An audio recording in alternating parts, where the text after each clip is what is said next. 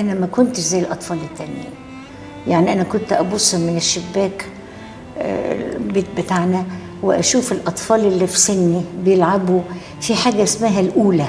أقول لماما أنزل ألعب معاهم، تقول لي خشي نامي، عندك 4 حفلات بالليل. ساعات أنسى واشتري حاجة زي اللي أنا حطاها في راسي دي، بعدين بعد ما اشتريها أقول هلبسها لحسن يقولوا ده زي العيال، بس أنا حباها فقلت ألبسها لما أجيلك، مش عشان أبان صغيرة، لا، أنا بعمل ساعات الحاجات اللي أنا اتحرمت إن أنا أعملها وأنا صغيرة.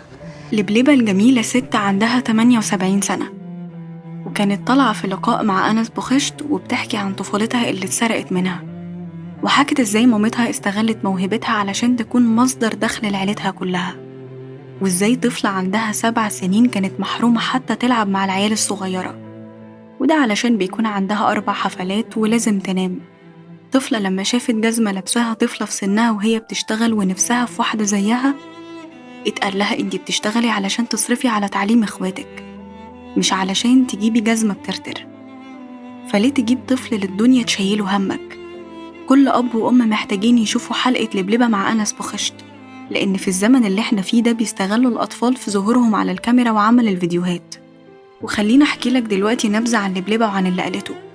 لبلبة حكت كل موقف بتفاصيله وهي بتعيط، وابتدت تحكي وهي صغيرة زمان أمها كانت بتحرمها من اللعب مع الأطفال، وده علشان بيكون عندها شغل بالليل، إلا إن لبلبة كان نفسها تنزل تلعب مع الأطفال زي أي طفلة في سنها، لكن شغلها والتزاماتها بيحكموها بإنها لازم تنام بدري.